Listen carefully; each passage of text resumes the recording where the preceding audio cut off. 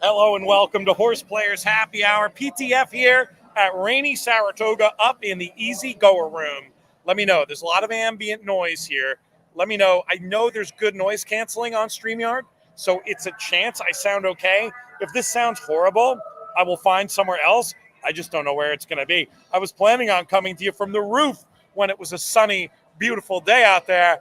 Not such a sunny, beautiful day now, but having fun here at Saratoga. There is some light on the horizon. Help me out. JK is a few minutes late, so let me know in the comments who you like. We'll be taking a look at racing from both Saratoga and Del Mar. There's still time, actually, if you want to get into this HorsePlayers Happy Hour contest. It's the kind of thing where, you don't have a lot of time to handicap before the first race at Del Mar, but I recommend something along the lines of playing all the fours, playing some random numbers, do Matt Miller's patented quick picks, because it's only $20 to play. And even playing 1 week, you can participate in our prize pool, which consists of $20,000 added to the pot in the form of 2 Breeders' Cup Betting Challenge seats. We're also what you might call a traditional feeder into a weekend qualifier for the Breeders' Cup Betting Challenge. There's a $189 game on Saturday. You can win your way in just by finishing in the top 10%. Not exactly a Herculean task to finish in the top 10% here, and you'll advance there. I haven't gotten any advanced look on how many people are playing today. Hopefully the weather hasn't scared too many away. Very excited to be with you for the next, 90 minutes or so. We'll stay until probably the 4th race at Del Mar. I think that's the last one in the contest. We're hearing from the Philippines. Great to have you with us. Let us know who you like in any of these races, or share a Breeders' Cup memory if you're a Breeders' Cup historical supporter. Great to see so many people out there. We'd love to get you active in the comments, again, especially before JK gets here, so I don't just have to filibuster. That's not as much fun, but hey, I'll do it. It's something that happens from time to time. We have a few guests who might be joining us. Not exactly sure who's going to be here or when, but we've thrown out some invites. Great racing action this weekend. We've got Win-and-You're-In action in France for the 2-year-olds. That's going to be a lot of fun as they're heading to the post for this first race at Del Mar. Next week, it is York, one of the premier European racing festivals of the year. I think it's 4 BC challenge races happening there. Speaking of the BC, not only are we here trying to win seats, but great opportunity this weekend to do so up at Woodbine. The King's Plate Challenge is happening. You can play that one if you're in Canada. It's online only, so you've either got to play through HPI Bet, or if you're in the USA, you can play on Express Bet. $1,000 to play. Fabulous prize pool. I'm going to be up there live and in person, and very much looking forward to it. Let's take a quick look at this first race at Del Mar. We're going a mile on the firm turf for this starter allowance. You can take out the 1, which leaves us a field of 5. First thing I see looking at Timeform US is that Neon Lights, the 6th runner, looks like he might be able to secure the lead in this spot. But looking through his body of work and some of the fades we've seen, I wonder if you might want to go in a different direction. But the favorite is a horse that really does the best running late, and I don't think is going to be suited by this short field. So it brings me around to one of the others. Pioneer Prince catching a lot of money. My issue with that one, off the claim from Mandela, I might end up tangling with Neon Lights on the front end. What about Uncle Rag as an alternative? Getting back on to the turf for Richard Baltus. Baltus been cold at Del Mar, but certainly a trainer who needs no introduction. I think Uncle Rag might just trip out here in this first race at Del Mar, and getting a little bit better of a price at 3-1 as opposed to the even money of the favorite. So that's how I'm going to play it. Hopefully you're joining us today. HorsePlayers.com, the place to go to play in HorsePlayer Happy Hour. Both HorsePlayers.com and HorseTourneys.com, websites that we do a lot of work with. Great ways to punch your tickets to Breeders' Cup qualifying events. Check out that full schedule over there, and hopefully you'll have an opportunity to participate, win cash. You can win cash over at Horse Tourneys, but we'll see. Chris Couples also with me with the 5. Richard chiming in, interested in Uncle Reg in this spot. Uncle Reg. Well, that's also our 5-runner. So a lot of people on the 5. Hopefully we can get the job done. How's the sound, people out there who are listening? Am I getting drowned out when those speakers go, or is it okay? Let me know. Oh, look at this. Rob Capapo had a winner today. Rob, was that a My Racehorse situation or one of the other ones? Let us know, and we'll get the situation figured out. They're off at Del Mar. I'll give you my running. Not going to call the race, but I'll give you my running commentary. In fact, it's the 4 who's out there, Loose and Lonely. Our 5-runner, probably about 4 lengths off the lead. Back there, the first quarter went in 22-4, and now the 6, the horse I thought was going to have the speed, going up at least to apply a little bit of pressure on the 4-runner. The 2 sitting in there at the rail, being asked to pick it up just a little bit, maybe to get out into the clear, stalking the speed of that even money 4. Meanwhile, nothing yet from our 5-runner, Uncle Rag, who might be getting a little bit too far back as they shade the half in just under 47. The 2-runner looking to take aim at this 4. The 6 appears to be done for the afternoon already. The 5, Uncle Rag, maybe picking up a little bit. And the 3 and the back of the pack hasn't been asked for run either at 7-2, but a lot of work to do as Uncle Rag, the 5-runner, moves into a decent attacking spot, but now under pressure, as are the top 2. This even money favorite now being tackled by the 2-runner and yet to have a full response, but looks like might try to punch back on the inside. Meanwhile, that 3, Last Early, who is sitting so chilly, making a big run down the center. It's going to be 3 noses on the line here, and it goes too close to call. Did the 3 get there? I don't know. If you're watching, let me know what you thought. We will we'll get you that winner in a minute. But hey, for a what was it? Was it a 5-runner race? And we had some real excitement there in that opener at Del Mar. I heard somebody chime in to the green room. And there he is. It's Jonathan Kinchin, who got a haircut and is looking good. How are you, buddy? Yeah, I got a haircut and I got rained on leaving the track. It flattened it out a bit. It looks better with that little zhuzh you just gave it. Yeah, I tightened it up a little bit. What's going on? So how do I sound? When Maggie talks, is my audio horrible or is it noise canceling it like it's supposed to? I won't. No, you're good. I won't tell Maggie you said that. I mean, Maggie's the best. I'd rather listen to her than me. I just meant in this context. You know what I'm saying. No, you're good. Yeah, no, you're good. You're good. You're good. Let's see what happens in this photo at Del Mar. Can you do me a favor? I've been filibustering for 10 minutes. If you don't mind going and looking on horseplayers.com for a second, stallify while you see how many people are playing so we can know how many will be advancing to this qualifier. And I'll take a close look at this super slow-mo photo. It is that blinkered horse that it looks like got there, but I'm honestly not sure which one that is. We'll wait for the judge at Del Mar. 150 top 15.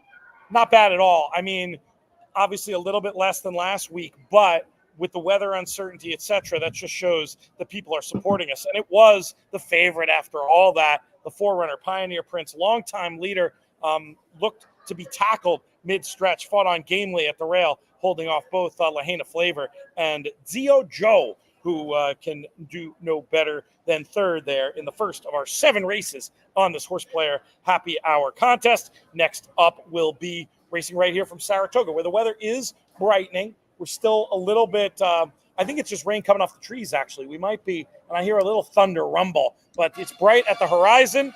And the bugler is heralding them, or buglers, I should say, heralding them onto the track. Have you had any interactions, JK, with the father-son bugle team here at Saratoga? Yeah, so look, HorsePlayer Happy Hour, where we come to tell the truth. I have a table often in the 1863 on the first floor, and they come in and play the trumpet as loud as they possibly can for tips. And when I say as loud as they possibly can, it is. You've got tinnitus now, is what you're telling me. But it's fine. I mean, yeah, they're the nice guys. And then Austin plays the trumpet in the band, so I introduced him one time. Oh, that's really cool. Yeah. That's very cool. So what kind of a band is it? Is it like a marching band or more of a traditional like orchestral situation? What do we jazz? What does he do with that trumpet? Well, we are, like I said, where we come to tell the truth, HorsePlayer Happy Hour. It's, I don't know. He's over it. He did it in 6th grade, but despite my handicapping, I said, let's rent the trumpet. His mother said, "Let's buy the trumpet." So now she's forcing him to Now play you because suck of a the trumpet. Yeah. It's hard, the things that they're so into and then they get out of. I haven't really talked to you about this, but yeah, I mean, why not? I mean, it's Horse Players Happy Hour. We've got like a 4-horse race at Saratoga. We'll get it. We'll get into all the gritty. It's a one horse race at Saratoga. Is it all about the 3-runner for you? Yeah, that's a wrap. Yeah, that's what I was thinking. I'm playing in a little beta. It's not an official thing or anything, but doing a little beta contest jockey event today.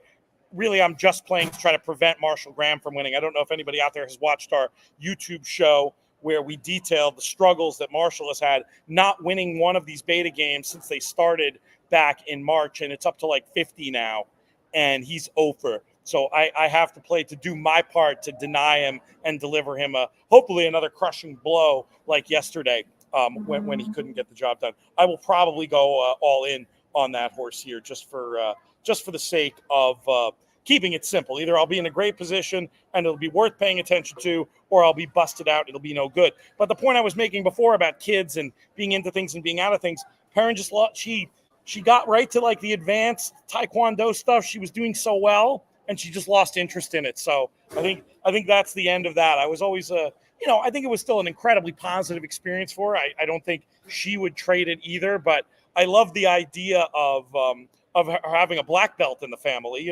I thought she could have been our bodyguard and such, but unfortunately not meant to happen. But I guess that's the way it is with kids. Some things go by the wayside, other things come into the fore. What's like Austin's what is he most interested in extracurricular activity wise these days?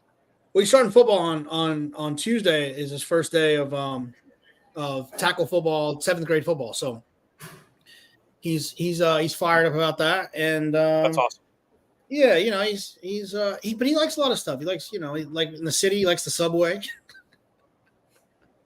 he's hyped about the subway. He likes engineer, maybe. He likes to count rats. Can he get them to race? Is what I want to know. Can we bet on it, JK? Well, we could definitely bet on it. Yeah, over unders. There's a lot of possibilities here. Oh, here we go. We've been giving out lifestyle advice. Rob tried the Fra Diavolo. I assume with the halibut, that's what it's been lately. Is that what it was, Rob? Phenomenal. One of my favorite meals. Somebody said, JK, I bent the knee to Fra Diavolo at Salivo last week. Life altering. Yeah, that's Rob. That's our buddy. That's great. He's one of our regulars. I know that's a dish you've been talking about for years, but it hasn't always been halibut, right? They've used the other. No, I think Ronnie specials it with halibut. It's typically just it's just shrimp, right, babe? On the menu. But if you want the inside track, you can ask for clams as well.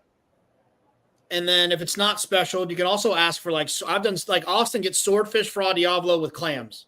Oh my God, sounds amazing. Yeah, I couldn't do the clams were part of the special. It was a clam shrimp mix, but I have my stupid bivalve thing, so I went, but I doubled the shrimp. So it's not like I wasn't exactly crying in my lovely red wine that I was drinking. I can't remember which one it was, but yeah. Crazy times here at Saratoga today. It looks like it's settled down. Obviously, the last few races are in a little bit of trouble, but makes it kind of interesting from a contest point of view. We'll see who can grind through and see what's going on as far as all that goes. Oh, Richard wants to talk Torpedo Anna. Yeah, I mean, look, this is going to be a funny situation. I've had other races like this in my life. I think back to Funny Side and Empire Maker. The racing fan in me wanted Funny Side to win. I bet Empire Maker, the brain was like, wait a second, this horse, he's had the time, he's going to come back. How is he 5-2 and the other horse is even money? Now, Markets weren't as smart 20 years ago. I don't know how they're going to bet the Travers. I do remember thinking when Swiss Skydiver, JK, was in the Preakness that, oh my God, what a great opportunity to bet against her. They're going to bet her like she's the fastest horse. She's not the fastest horse. She wins and pays 8-1. You know what I mean? Like the market, everybody's a wise guy. Is the Travers going to be like that? I don't think so. I think this Torpedo Anna has a magic about her where they are going to bet the snot out of her, even though she is demonstrably, slower than 3 other horses in the race. I think the wallet is going to be going against, but I mean, whatever I'm going to bet, would I happily lose to see her win and the good I think that'll do for, making racing fans? Absolutely. I know that's where you were when we talked about this race in our videos. By the way, if you're watching this on Breeders' Cup YouTube, you like our act, go make sure you subscribe to the In the Money Media YouTube channel. Lots of exclusive content over there. But is that basically where you are with Torpedo Anna at this point? Yeah, I'm curious to see what they're going to do. It's going to be a big crowd. No doubt. And I one of the things I learned about Derby and other days is big crowds can impact odds. Souvenir tickets can impact odds. There's no souvenir tickets to be bought in that race outside of Torpedo Anna. Right. The fact that she's a filly, all those things. I feel like she's going to go off favored.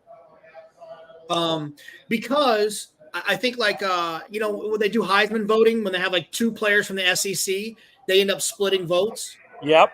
And then the guy from the Big Ten wins. I think what's going to happen is that all the 3-year-old colt lovers are going to split up their votes between Fierceness, Sierra Leone, Dornick, Unmatched Wisdom, those types of horses. And then she's going to be that standalone opinion that people, you know what I mean? I think they're going to share a vote. So I think she's going to end up being favored. We're going to do a lot of pieces about her. There's going to be a lot of stuff about her. So I think that, the DRF's going to write up about her. The Blood Horse is going to write up about her. Local news. It'll be that kind of story. I think this is an ESPN moment we have every year that's not a Triple Crown moment. Like, I think they'll talk about, Torpedo Anna takes on the boys and the Travers. And because of that, I think she'll be favored. Let's see what happens here. Tabagosh attacking us on the turn, JK, but we look to be finding down at the rail as they're about to straighten out and turn for home. A quarter of a mile to go here, and I'm hoping that when we straighten out, we can punch back on the inside. Meanwhile, this looked like a match race, and the one is staying on from far back. Cook Creek dispatches apparently with Tabagosh and now looks to have the race by the scruff of the neck. But maybe Tabagosh has other ideas, coming again now, making another move and getting there. Exhausted, though, hanging on the wrong lead. Cook Creek will glide home to victory in the slop and put me to the top of the table in the contest jockey beta event. I hope. I haven't looked what everybody else played yet, but we'll go and see. That was a real race, though. There was no walkover. Tabagosh made this horse work for it, but just too good in the end. What were your main angles on Cook Creek? Just the pace scenario? No. It's Mike Maker and Flying Peach Stables. They're what's that? Their 50th winner of the meet. I think they were 5 for 13 before they ran second and third earlier. So that means they're 5 for 16. Now they're 6 for 16 for the meet. I mean, that's insane. That's truly insane. Yeah. Really just an amazing effort. We've had Jason on shows before, and really he was very sharp and interesting to get his perspective about the game. Been so successful in a lot of different facets. And if you didn't know the name before, you certainly know it now with this Saratoga meet and the way that it has progressed. Do you know who you're picking? Let's go back to the Travers for a second. Obviously, we'll talk Alabama too before too long, but curious to know what you think is going to win the race. I'm not really sure. I mean, obviously I've been a Fierceness guy, so I'm going to, Fierceness I think is probably going to be my first thought. Now, if they start to act like Sierra Leone is not top class, I will officially make the pivot. I don't think I picked Sierra Leone I didn't pick him in the Belmont.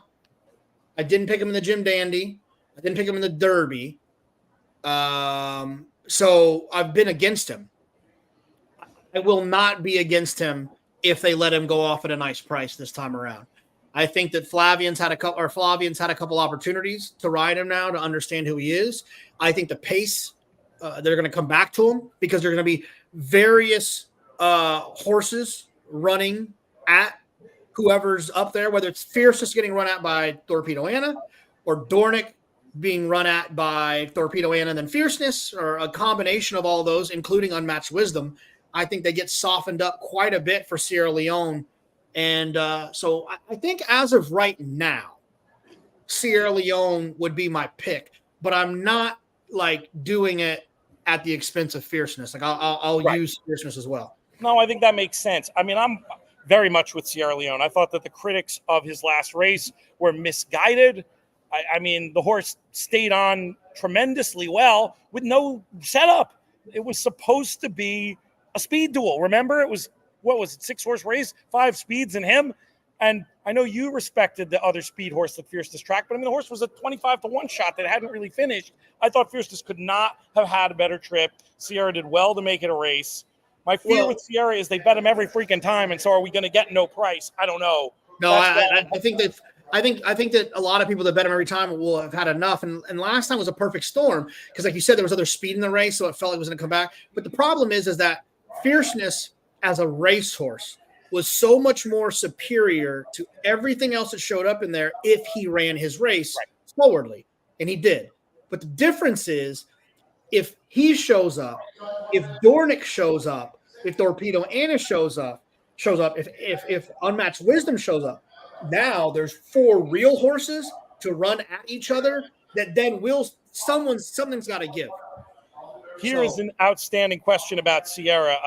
We don't know for sure that the lugging thing is solved because of the rail draw. And Chris makes this point that I totally agree with, that he was then deliberately brought back to the rail. So there was no chance of him lugging in.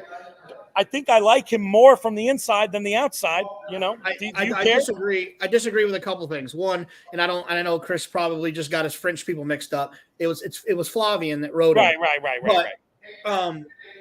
But no, Flavian dove to the inside because it's been documented, at least off the record, but at least I think everyone knew. Johnny planned on floating Sierra Leone out. Right. And when he looked over his shoulder, he wasn't there. He looked back under his shoulder and he was there, and Flavian had nowhere else to go but inside. Yep. I do not think I don't think that was the plan. I don't think that was what they wanted to happen. I think it just happened. As someone who wanted him there, I loved it though. Horse lugs in every time, let him run on the rail. Like there's no demerits for running on the rail. You know what I mean? Like 100%. It would be interesting, though. I mean, gosh, if he can get that straightened out. I mean, it is nice for a closer to have the ability to have an inside-out trip, and we're not 100% sure Sierra can do that. I wonder if if anybody out there has access to foreign markets, I wonder if any bookies have this race priced up. I'll go and take a look at some point when I come up for a breath of air, but I'm curious. Maybe the Coolmore thing, remember, Sierra was even favorite in the Derby. Like, they love to bet this horse internationally too. So I doubt there'll be much equity for our international people, but it's worth a look. I mean, I think you and I both like the horse from a pace point of view, and it'll be interesting to see. But I also totally agree with what you're saying. Like, if Fierceness, what we've seen from him in his good races, if he runs back to anything like that, almost doesn't matter how good Sierra is. So yeah, they have to be tired of his act. They have to be. I hope you're right. But I don't think computers get tired of anything. I think they just do what the algorithm says. And that might also be part of the problem here. But I do think that there is some element of the Coolmore, sharp. They love this horse. It's going to be fascinating to see. Don't know if you saw JK, and I'm sure some people out there didn't notice. We've got a new blog over at InTheMoneyPodcast.com specifically following the European runners who are being pointed to the Breeders' Cup, which is going to be fun. And it's very interesting with, in the case of Coolmore specifically, what they end up doing. I mean, I don't think they'd have an issue having 2 runners potentially with Sierra Leone and City of Troy, but I'm guessing those 2 would both be in the betting, certainly for the Classic at the moment. Will be interesting to see. In terms of the USA horses, how sold are you on Arthur's Ride? At this point, do you think Arthur's Ride should be the favorite for the Breeders' Cup Classic, or are you still, throwing up your hands as to that question? No, I think whoever exits this war of the Travers is who I'd be voting for. Interesting. With the right number. I'm not convinced that Arthur's ride. I thought he ran well the other day. But I don't, who did he really beat? Krupe? That doesn't really get me going. But he did run fast and he did it the right way on the front end. I don't quite trust him all the way yet. We'll see what happens with City of Troy. I will say this: there is some odds that are up on Odds Checker. Oh, you got it. Sierra Leone basically 3-1 or 7-2. Torpedo Anna 3-1, 4-1. Fierceness 3-1, 7-2. Nobody knows. Dornick 3-1, 72. They're 7-2. They're throwing up their hands. Yeah. But a couple of those spots, a few of them have Mind Frame out. A few of them have Parenting out, Muth out, because obviously Bob Baffert's not bringing anything. Right. Unmatched Wisdom, like 14-1. Yeah, I mean, it's going to be. I think they're going to struggle with to what to do with this race.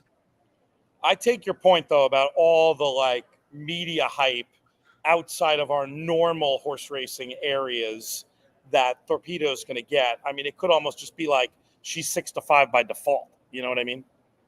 Yeah, I mean, I'm thinking about first floor ADW at Boo Boo Boo Downs where people are smoking cigarettes and stuff. They're gonna, there's gonna be fans are gonna come out for Travers Day more than they normally do to be involved.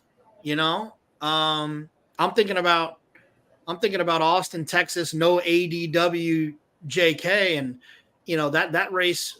Not that there wasn't a lot of Saturdays that I wouldn't feel inclined to jump in the car and drive an hour south to Retama Downs to get involved. But I think that people are gonna want to be involved in this one. I love the Texas racing shout outs. We miss our friends down there. We actually did a little bit with Sam Houston this winter promoting their qualifying contest. Hopefully we'll get to do that in the future, but it wasn't that long ago. We used to have regular coverage of Lone Star and Sam Houston. I wish it seemed like there was a political path to getting that stuff sorted out. Doesn't look like there really is, but always appreciate the Texas racing shout outs. I'll roll through the list real quick. After 2 races in the 7-race affair, Robert Henderson. Well, we got a big tie, obviously, for first. I'll just read all the names with 1320. Robert Henderson, Stu Cantor, our own Chris Couples, Nick Sievers, Michael Robinson, Jason Batts, Trish Smith, who's often in the comments here as well. Then if we look down to the next tier of players, John Manarino, Jason Batts ×2. Jason Batts, I love this, playing almost all the same picks, 1 race varied. I like the theory there. Chance to potentially get tour points on 2 entries, which could be very helpful. Howard Kaplan, Matt Miller, familiar name. John Gasper, another one in there as well. So lots of people playing. Brad Anderson, another former BCBC champ. Seeing that name there. Michael Saletta with a couple entries with points. He's been doing great on the tour. Michael Domable, another regular, doing great on the tour. Pete Dressens, have you seen him in a while? JK, remember he was the NHC or NTRA Rookie of the Year, whatever it was, back I hadn't seen him years ago. No, I hadn't seen him. I hadn't seen him in a while. But good to see his name on the leaderboard. He's always been a big supporter of things we did, up to and including heading out to Santa Anita for our World Horse Players Tour event too many years ago. Richard asks about if Auguste Rodin running in the Classic. So last year, after the turf, they made it sound like that's what they were going to do. But I think the emergence now of 2 other Coolmore, stallion prospects, and the fact that Auguste Rodin has struggled a little bit this year, still seems to have that in and out pattern. I think, you never know with them. They change their minds, they pivot. Hopefully City of Troy and Sierra Leone are there. And then I think maybe Auguste Rodin will either skip and point to an Asian campaign. With his pedigree, a big Asian win would mean a lot for him.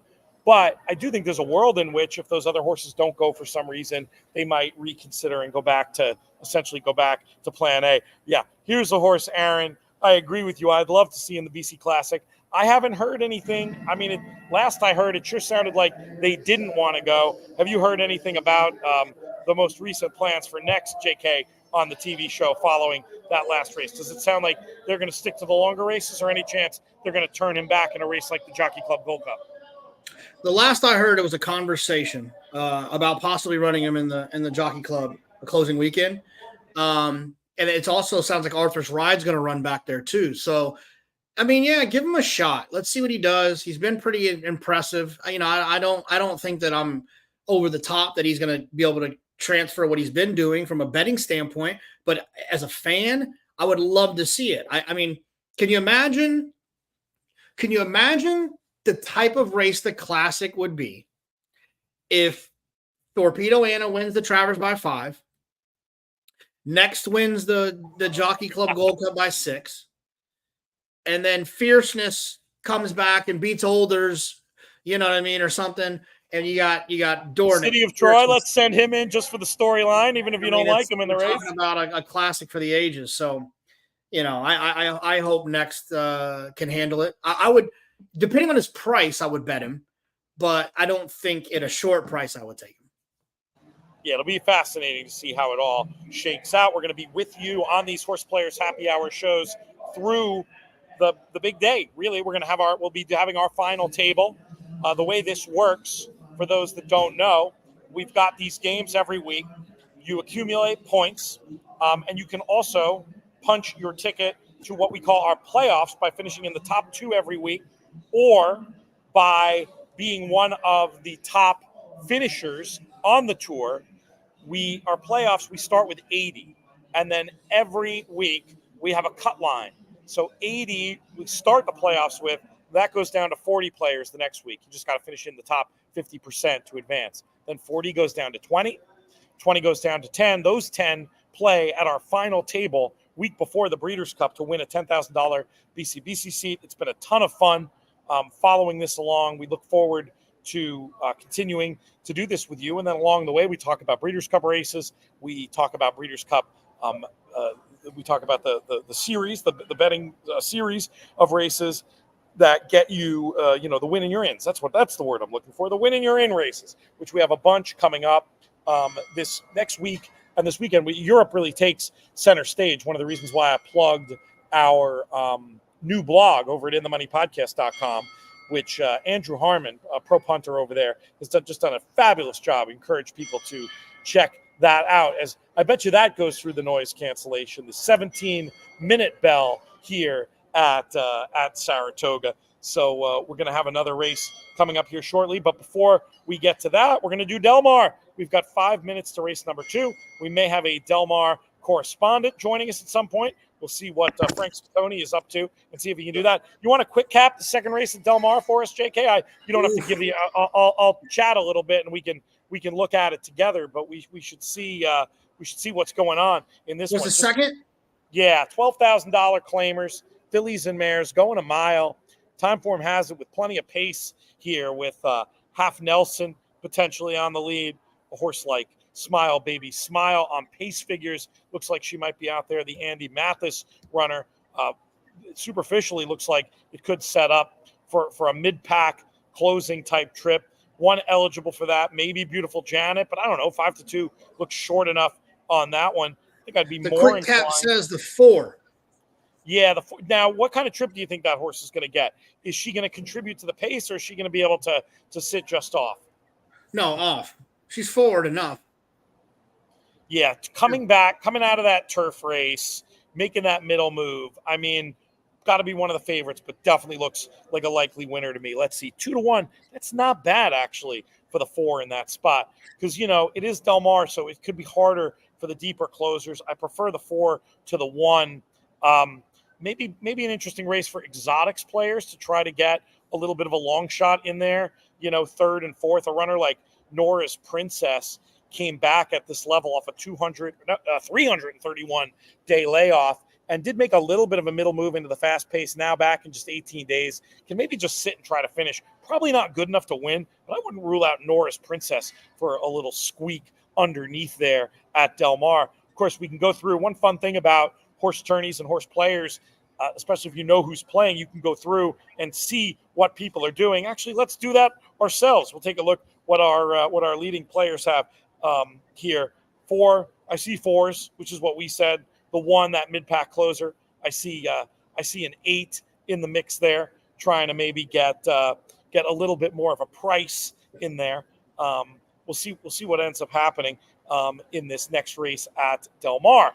but very, very curious to see how this contest plays out. Definitely a little tricky with those last two Saratoga races coming off the turf after the MTOs had been withdrawn, but they had to. I mean, it's so typical of weather up here, just not, they knew there might be weather. They held the MTOs as long as they could, but man, violent storms for whatever that was, half an hour. But now you'd never know. The sun is nearly shining again, and the crowd is thinned out here in the easy goer, but still plenty of life in the plant today here at Saratoga. Let's talk about while we wait for this Del Mar race to get going, JK, let's talk about the Alabama quickly. We obviously have a video up on the In the Money Media YouTube channel. We encourage people to check that out. Have you thought about this much from a betting point of view? I mean, we talked about the whole pick six on the show, so I assume you have. What's your thought? I know you like Candied, but how much of your money do you see rolling through Candied in this race? I think Todd Pletcher wins his fifth Alabama. Right. So if I believe that Candy had a chance to beat Torpedo Anna 3 weeks ago or whatever it was, 3 weeks ago in the Coaching Club American Oaks, how can I not think that she can beat this group? I think that whatever it is that you felt like she did on Coaching Club American Oaks Day was probably better than it looked on paper or visually, because she did it trying to chase a monster. Yes. And she tried it, right? The monster probably took a little bit out of her to make her not look as good as she might actually be, because she was trying her hardest in that situation. If I go wrestle my son, I'm going to dominate him, right? I don't know. He's getting pretty big, dude. No, he still wants none of this. But if I were to wrestle, Jeff Mullins, he's got some guns, doesn't he? He's jacked. It doesn't necessarily. I might have had a better performance against Jeff Mullins, but it's going to look worse because I was facing him. Yes. And so my point is that I think she's going to run extremely well, and I like Miss Justify as well, who takes the same path that last year's Alabama winner did, randomized when winning the Wilton and then the Alabama. Yes, it can be done. We know that for sure. I still like that Ian Wilkes runner in there. It's Just Basking, the name of that horse. I was hoping we might get more than the price of the morning line, which was 5-1. I was hoping a lot of money would flow through some of those other fillies, and she'd be a little under the radar. She might, if David's right, and he so often is, not going to be under the radar, but one I want to mix it up in there for sure. Just thinking the mile and the quarter can be such a difference maker. But I definitely take your point about Candied. When you're trying, there's also your form line can be sometimes, especially with fillies in their 3-year-old year, you can be running for second, you know what I mean, and not really try to throw down and win the race. I thought Candy tried to throw down and win the race, and that makes it more impressive and means to me the raw margin between her and Torpedo Anna is probably less than that 4 lengths. Do you think that's a fair point, that her true ability is closer than 4 lengths to Torpedo Anna? Yeah, no doubt. Yeah. Well, yeah. If Candy makes one run and doesn't get discouraged by her, she's closer to her. But she tried to win the race. Manny tried to win the race. Yeah. And when you try to win the race against a horse who's superior than you, they're going to take a lot out of you. And that's exactly what she did. So our 4-runner is on the lead at Del Mar, not sitting off, but looks to be going, these fillies, well within herself. The 5 is chasing, but already being pumped upon. I'm calling it the 3/8 pole. We're home and hose down. Oh, are you are you ahead? Or, I mean, it does look that way. I just wasn't going to say No, I'm at the 3/8 pole. Yeah. I'm at the quarter pole now. No, I mean, nothing's coming the way the track has been playing, and she hasn't really been asked. So another quick cap. Well, let's wait till they hit the line. But she's home and hose down. JK is not a big believer in the jinxing. I am if I was actually betting. But you know what though? That's my favorite. Honestly, I think my favorite racing phrase is home and hose down. And I think the first person I heard say it in a call was Michael Rona. Yes, that sounds like something he would have said. But it's so good because, if you're new to racing, which most of the people that are watching this aren't, when they're home and then they come back and they get hosed down they got the hose by the. It's so good, home and hose down. It's It's good. It's good. Rona had some good ones. What was the one you always used to cite from him? Do you remember? Lying in the tall grass. Opportunity. I don't remember what race it was, but it was Opportunity is lying in the tall grass. Strong. Did he win? Shout out Michael Rona. Yes. But I gotta just say, shout out Michael Rona. But I am team Frank Mirabati. Shout out Michael You Rona. don't have to choose, do you? Well, they put them in that damn competition together. I know, but it was like that was so unfair. Why should we lump on now? That's all I'm saying. I'm not. I just needed everyone to know that I'm. All right. You know, I mean, I'm they're both fantastic race callers. No, they are. No, I think that Michael Rona is outstanding. Like, I mean, I just thought of those are like two of my favorite things ever. Oh, another Michael Rona that was amazing. Pete, do you remember this one? Do you know where I'm going yet? No. Okay. When he said, "This horse is going to win by the length of the front runner." Who is that? Who is that? I can't remember who it was. It was. I mean, it was just like a regular horse. That's good. But, you know, see, that's some our good time Santa sitting Anita up in the marketing. front runner at Santa Anita to win by the length of the front runner. That's the whole stretch. So Santa Anita, they're doing this California Crown. There's going to be some interesting contest opportunities. BCBC seats on the line.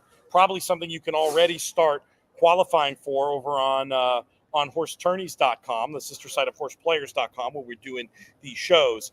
I'm going out, man. I can't miss this. They're going to do another women's summit, which I want to check out. I've been wanting to get to one of those, and it just sounds like it's going to be a super fun day of racing with some cool opportunities. Any chance we'll see you in Southern California the last week of September? What are the dates? September? Yeah, it's that last weekend. So if we figure out what the Sunday is, I am going to have I mean maybe. Sure. September 28th. September 28th is the day. I'll tell you. I won't even lie to you. I'll tell you the truth right now. Let me look at this. Hold on. Look at your calendar. I just remember, we used to do Santa Anita all the time. Remember that? I mean, we did the Preakness for years out there, including I love it. What's the date? 20 what? 28. I'm drawing live. Okay, good. That's all we can ask for in this. Drawing live. Yeah, I'm drawing live. I'm alive in the pick 5. I like it. But I don't know. I like if I told you or anyone else my September, October, November travel, you would think I was insane. It's every weekend. Pete, I'm gonna fly. Like Austin's playing football on Wednesdays, so I'm gonna be in Texas every Wednesday at least. Not to mention the weekends. It's gonna be very interesting. Oh yeah. Yeah. Are you going to be doing Fox shows from Vince Young's Steakhouse again? No. I mean, shout out Vince Young Steakhouse. I didn't mean it like that. But you have your setup. No. I'll still the weekends I'm in New York City. I'll go to Aqueduct. And actually, I just got a thing today. Belmont, the Big A, 50 stakes worth $10.35 million. Nice. Going to be a big fall meet out there as well. 6 Breeders' Cup Win-and-You're-Ins. We'll be covering it all on HorsePlayers Happy Hour. We'll have them as part of the lineup every Thursday. I don't know that we'll get much Santa Anita because I think it's a 3-day week. So we'll probably go back. We'll get Kentucky Downs in the mix because they run on Thursdays. But it's going to be a lot of Belmont at the Big A, and there's a lot of great stuff that we're going to be covering. So that's going to be a lot of fun with our with our partners there for sure. Pete, I got a lot of sports I gotta deal with this fall. Okay, I need you just to know. I want to give you my production meeting in the middle of the show. Yeah. I got the Texas Longhorns who are the top 5 team. So I'm going to the Georgia game in Austin. Nice. On October 19th. That's huge. They're going to play Georgia. They play Kentucky as well. So I feel like going to Austin when all of our Kentucky friends are going to be in Austin is almost a must. They haven't forgiven you yet for sitting on the Duke sideline, the Kentucky people. Now you're going to do this. Well, now they got to welcome back to Lexington. I got a lot of Duke games to go to too. We got Cooper Flagg, the #1 player in the country, and I said we. Did I just say we? You said we, dude. Dude, they're going to take away the burnt orange hoodie. I'm in my in-laws' basement right now. I'm looking at a picture of Coach K, a Duke. There is a Johnny Velasquez bobblehead. There's Duke everything over here. A Duke Oh my God. dog bed. But That's we me. play. I did it again. You are a traitor to your people. No, That's it's all I happy can happy say. wife, happy life, right? They play Vegas. They play Kansas and Vegas. I got to hit up my man Dean Reeves. They play Kentucky in Atlanta. They play. They play Arizona. We're going to Madison Square Garden, so I'm going to have to do a few of those trips as well. Oh, that's fantastic. Well, I mean, hey, have you had the experience yet where the two teams have gone head to head, Duke and Texas? It hasn't happened. They played against each other. When JJ Redick was still there, and trust me, my wife reminds me of it all the time. We didn't even know each other. It was like 10 years ago, and JJ went for like all-time high, like 40 or something like that. I said, well, Kevin Durant wasn't there, and Kevin Durant's better. So that's very, very funny. Well, I meant during your relationship. No, they have not played. You faced that test. They were on the same side of the bracket. They were on the same side of the bracket. If they both won like 3 games last year, they would have played. And we had already made a decision that we would just not watch it together. But not because of me. Because I'm a reasonable athletics person. I'm a horse player. I'm a gambler. So I don't get boastful because Pete, you sat next to a friend who needs someone to win, and you need someone to win. So you learn how to do that. My wife, as lovely as she is not lovely. She would be so mean the whole time that it would take that, that in your face. Yes, all of that. Oh, I love it. I would pay big money to see it. We need to live stream it when it happens. I'd probably rather watch that than the game. Honestly. She tormented some young fellow from Vermont. Vermont. At the Sweet 16 at the first round of the tournament. We went to Brooklyn, and there was this guy being super obnoxious. Like he wasn't rooting for Vermont; he was rooting against Duke. Okay, which is stupid. You're corny. Stop. Yes, root for your team, buddy. Just root for your team. Yes. And he woke up the next morning and thought to himself, "I need to do something different with my life." After the dressing down. Definitely. Here's a good question from Chris. Do you own a Duke hat or any Duke merch? So I have a Duke hoodie that I wear when I go to the Duke games. I also have a Jared McCain t-shirt, who I love as a basketball player. I thought he was outstanding. I'm actually a little bit of a Sixers fan now because of Jared McCain. That's so cool. I have a Duke hoodie that I wear when I go to the Duke games. I don't have a hat. I don't have a Texas hat either, though, because hats don't go well with this. Yeah, no, I get it. It's a full day commitment. If I can't take it off, or I'll look like an alien. Yes, not the look you're going for. Yeah. Exactly. What reaction did you get when you were seen on it was a Kentucky Duke game where you were seen on the Duke sideline? I can't imagine our friends were happy with you after. Yeah, no, I mean, Matt Jones is the only one that really gave me a hard time, but he went to Duke Law. So gotcha. he couldn't say a lot. Matt Jones sent me a message. Our friend James Brown is a silly Duke fan. I wouldn't think you'd be invited over for a bourbon tasting anytime soon. He gave me a hard time, but no one else really. No one else really. Here's a random sports question I'll hit you with. I don't know if you've been looking at the NFL yet. You better start because we're going to be playing in these Circa contests. I meant to ask you, are we locked and loaded there? What's that? Are we locked and loaded on that contract? Do we need to do something? Oh no, well, we have time. We got a couple of weeks. Okay. Oh, by the way, who's going to win this race at Saratoga? They're about to go to post. We'll talk Cowboys in a minute. I'll do the Cowboys right now. If Dak Prescott's the quarterback, then they're not going to do well. Wow, you're that anti at this point. He's not very good. And you're not. To clarify, you are not a Cowboy fan. You're not really in. I mean, I've never heard you properly support an NFL team. No, I'm whoever I have the money line on. How is that possible though? Growing up loving football as a child, you must have had a team. I'll tell you exactly why. For the same reason I hate bad beat stories, because I don't care about your sorrow, and your sorrow is annoying to me. And like so many Cowboys fans who would hate Tony Romo for being a gunslinger because he threw an interception, but then also thought he was the coolest quarterback ever because he was a gunslinger. I hated the chaos that came with their losses and radio and the news and like, guys. Even though like as an 8-year-old boy, you weren't just swept away. Like, who were all your friends? How about this question? Who were all your friends? Yeah, what's a normal 8-year-old in Austin root for? I guess I probably rooted a little bit. My dad worked at a Nissan car dealership, and they had a deal where they gave Jimmy Johnson a 300ZX to drive. Every week they'd bring him a new one. My dad delivered it to him. So I would go with my dad to drop the car off, and I saw Jimmy Johnson, and it was cool. And then we went to a Thanksgiving Day game where Leon Lett and Russell, Maryland were eating the big turkey leg, and I was in the locker room hallway with an Apex Cowboys jacket on. That's awesome. I was a Cowboys fan when I was a kid, but as I grew up and like knew what I was looking at, I was over it. Fair enough. All right, we'll talk through this race at Naira. I went in my little contest. I went with the 5. What would you have done? Did you take a all look? the MTOs are gone, right? Yeah, no MTOs. Yeah. Well, give me the numbers.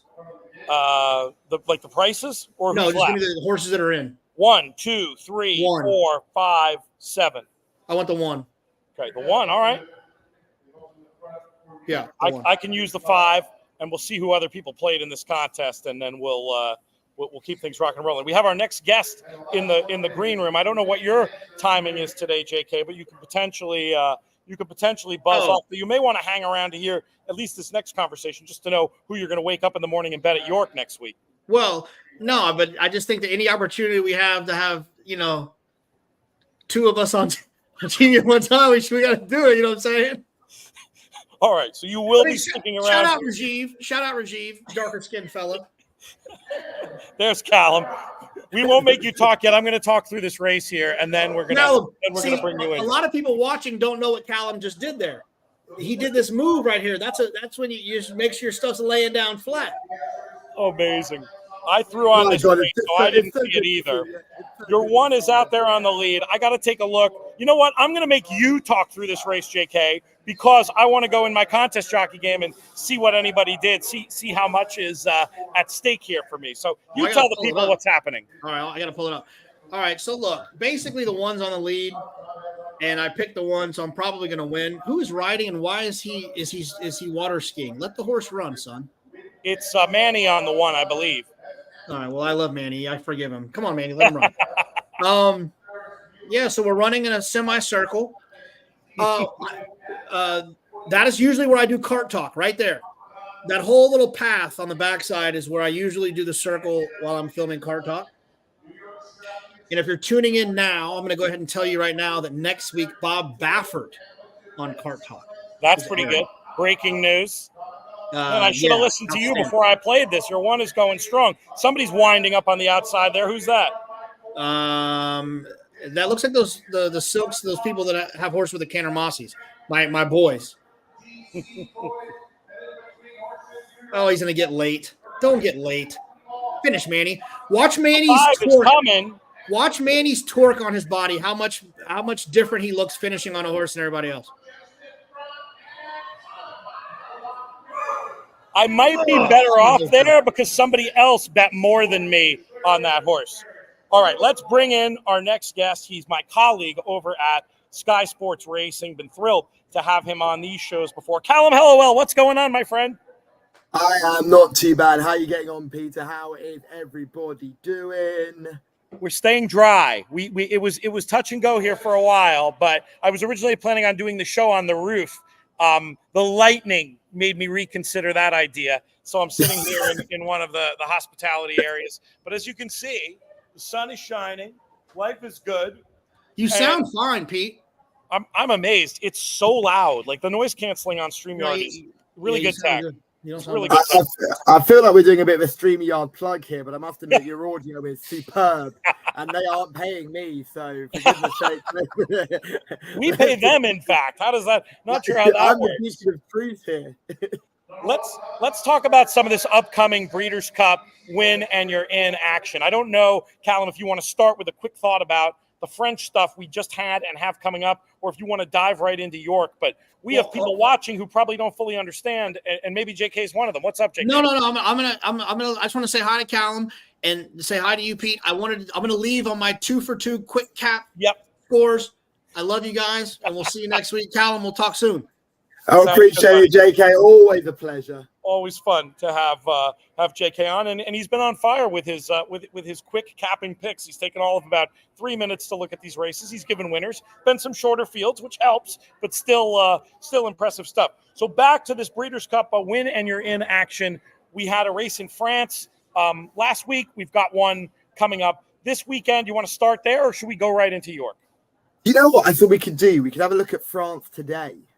Probably the most interesting race of the year took place in France this afternoon, the Guillaume d'Oyarno, a bit of an in vogue race at the moment in its own right. It's not quite a Group 1, it's a Group 2, only for 3-year-olds, but the race was really headlined by a horse called Economics, who had won the Dante Stakes a few months ago now. He prepped for the Derby. Yeah. William Haggis doing the training. And as soon as he won the Dante, William Haggis said, we're not going for the Derby. He's a big baby. He needs time to mature. And he has done just that. He has matured like a fine wine, Peter. And he won very well. He won in good style at Deauville for the Guillaume d'Oyarno. I thought he did it really nicely. He was held last all the way around, made lots of places on the bend, and then really extended down the straight.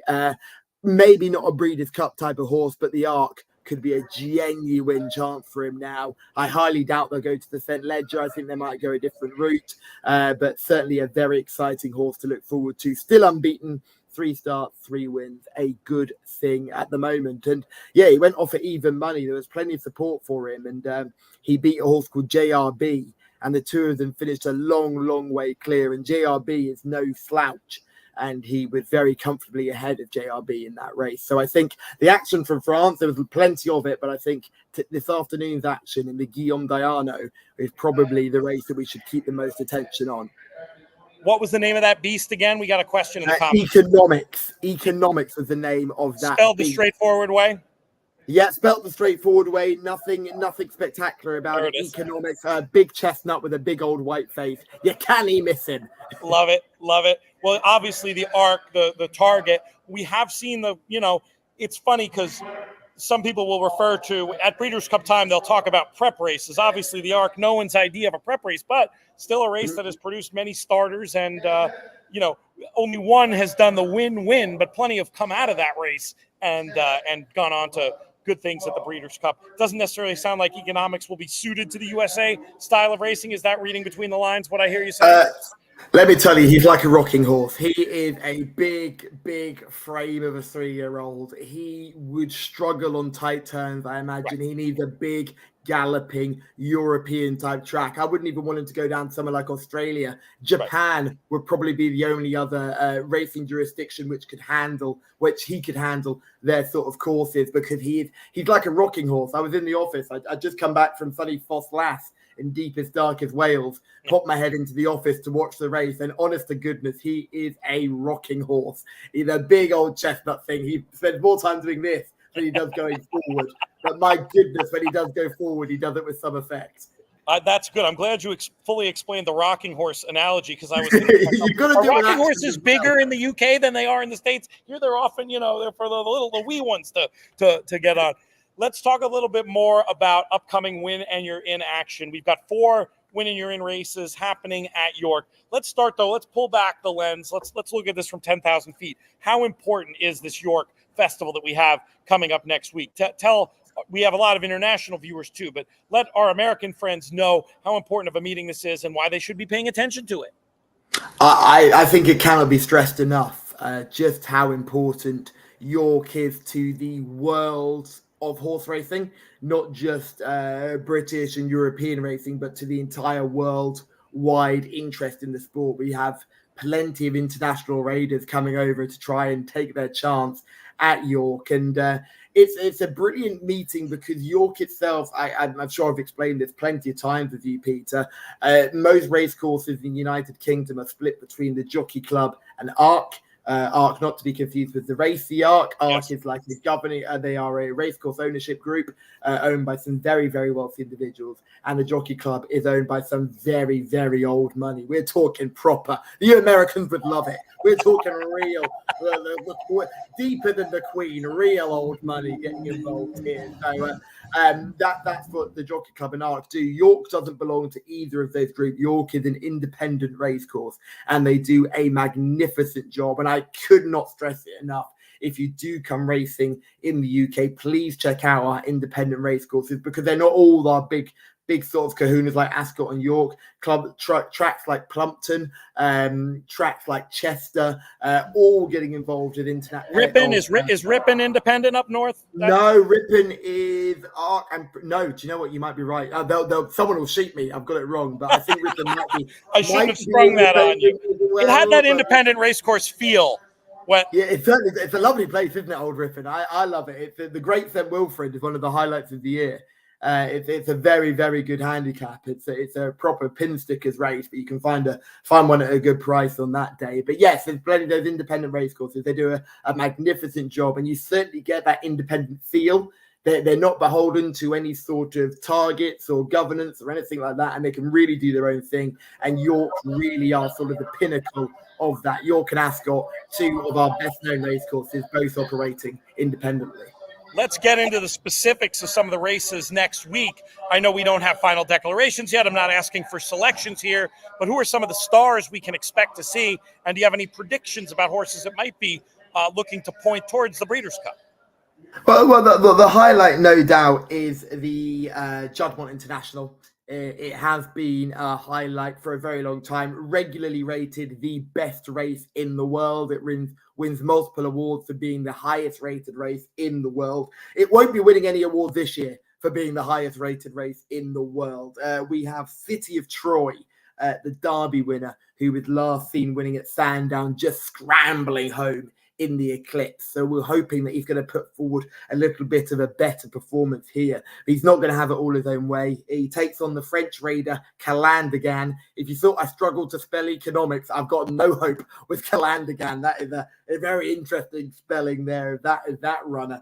He comes from France. He was a good winner at Royal Ascot on his last start, so well worth a try. But the real talking horses are Ambiente Friendly, who's dropping back to 10 furlongs, having come absolutely cantering into the English Derby, only to be outstayed, and then come absolutely cantering into the Irish Derby, only to be outstayed. So they're dropping him back in trip. He's the danger. Connections are very, very confident. I had a wonderful chat with his owner, and the man that bought him, Freddie Talicki, who had bought the horse, and the team that owned the horse as well. They are very confident that the drop to 10 furlongs will be the making of him. I have my doubts personally. I think he's a bit soft, but that's just my opinion.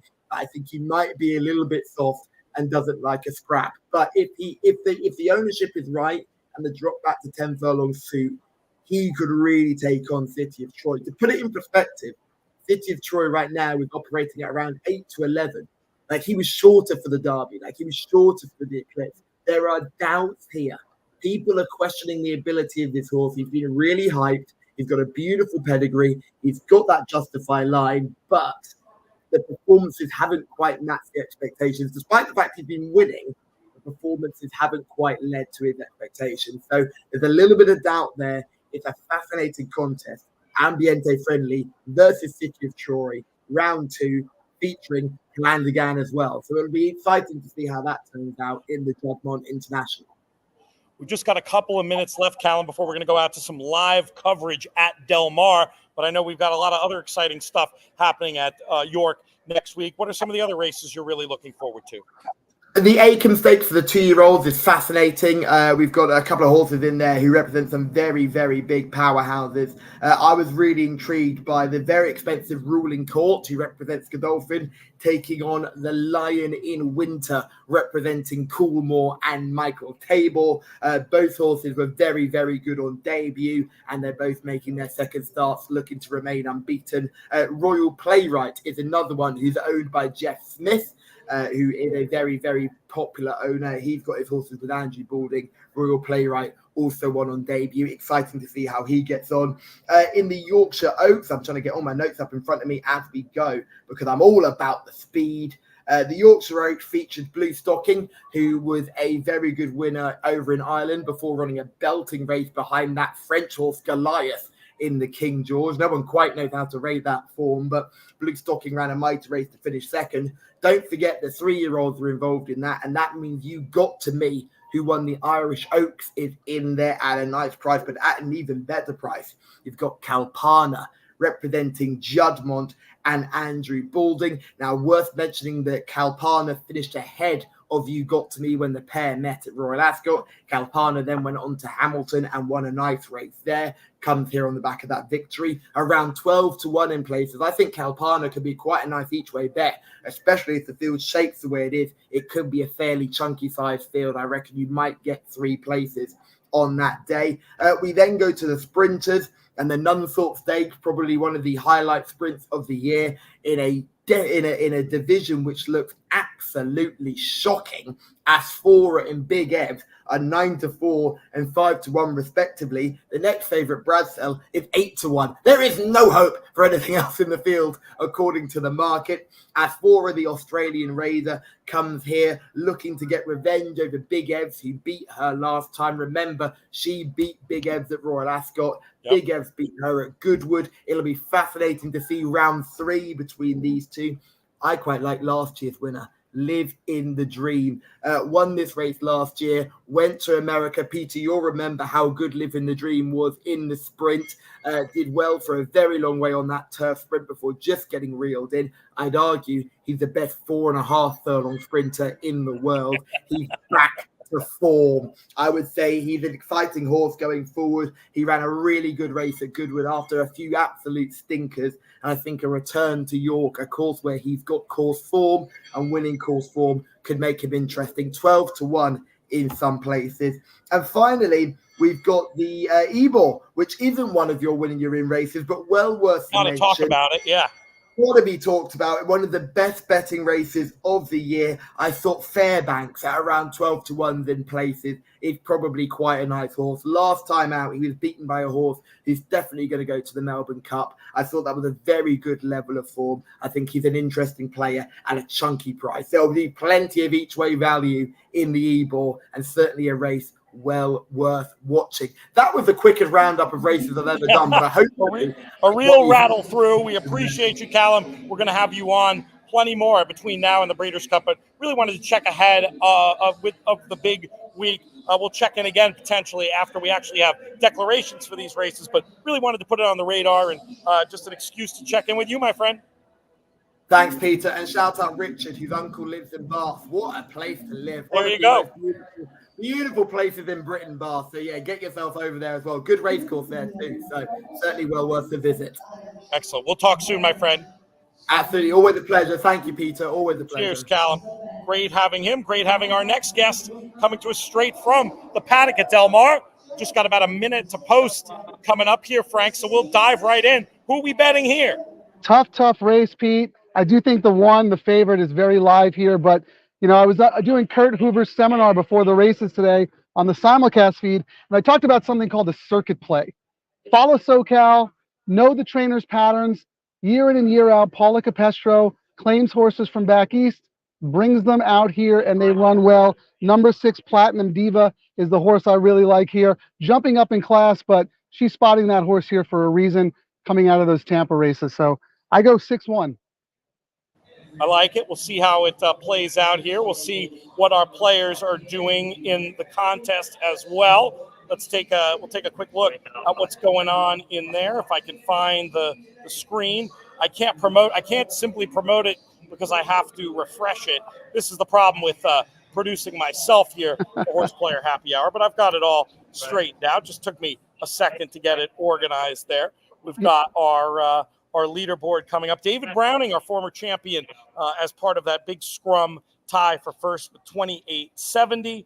I'll just read down the names of the top 15. Matthew McJunkin, Howard Johnson, our own Michael Domable, Robert Henderson, Michael Domable again, Andrew Uretsky, Chris Smith, Chris Couples, Nick Toy, John Manarino, Stephen McNatten, Kevin Stewart, and then a double-barreled Greg Kingma with Bob Weir, Robert Weir, Kim Weir's husband, right in behind. So lots of familiar names for our Horse Players Happy Hour leaderboard as we're off here at Del Mar. Frank, are you in a place to potentially see and talk through this race, or should I do it? I think you should do it because I'm ahead of everybody, and I don't want to spoil the fun for people who are watching it on their computers, you know? That works. Right now, we've got the pair of 3-to-1 shots out there on the lead, the 5 and the 7 through an even quarter in 24:38. Remind me, who is your selection here again, Frank? I like the 6 at 5-to-1 here, Platinum Diva. Not in a bad spot at all in 4th, but racing solo at the moment as the 5 continues to chase on the front end with the 2-runner at 9-to-1 coming on up inside the 7. That half slowed down a little bit more, 48.89 for that one, as the leader still traveling strongly. Others beginning to wind up and getting ready to take runs. The 7, the first one to come up under pressure, not responding yet as the 2-runner makes the move down on the inside, coming to tackle this 5. Stick is out on the 5, but still cruising up top with about a 2-length lead. Let's see how that one responds under pressure, as the 2 might just have that 5 in the sights here, attacking as we get into the sharp end of this race. 2 flashed the tail there a minute. 5 trying to find down on the inside, but the momentum, might have been too much. I was going to say the momentum is too much. I think the 2 got there, but we're going to leave this one for the judge, Frank, unless you have a clear idea of who it was between those. It's a bubbler, but typically the angle favors the outside horse. So, if I had to make a guess, I'd say the 2 got there, but I will not call that. That is way too tough. Way too close. I didn't realize the line was coming up so fast. I mean, it seemed like the 2 for a second there. I mean, I was tempted to call the 2 the winner. The momentum seemed such, but the line came up in a hurry. Who knows? That tail flashing late. Weird to see. Oh, it is dead. It is. This could be a heater. I was just going to say, it's very hard to call a heater. This could be a heater. Could potentially be a heater. Let's see how long we have at Saratoga. We got loads of time at Saratoga, which means there's time to bring in another guest. We're going to do that, which will enable me to go to the bathroom. We're going to let you interview Matt Miller for about 2 minutes once he pops on here on the screen, so I can go take care of that. Yeah, you're looking a little fidgety, Pete. Go to the bathroom, please. I'm definitely. I don't have any. Yeah, there's no. We don't want any accidents. Yeah, there's no DTs going on here, folks. If he doesn't get a drink while you're at it too. Yeah, it's not a bad idea. I'm not sure if any of the bars are open still here. What, do we get a result? No, the 5 got it. The 5 missed out the 2. Wow. Yeah. Wow, I mean, that's as tight as it goes. Yeah, that's a tough beat. If you had the 2-runner there, apologies. But yeah, the 5 gets the job done there at Del Mar. How about I let you filibuster for a minute? Can you do that for me? Sure. I could do whatever you want, Pete. Talk through. Give them the lowdown on the next race. Oh no, you're saved from having to do that. Here's Matt Miller. I'll be right back. Matt, how are you? I'm making sure my volume's on, my camera's on. Looks all good. Hi. Pete, I hopped on right before this Del Mar race went on, and Pete was all fidgety. And as soon as the race ended, he said he had to go to the bathroom.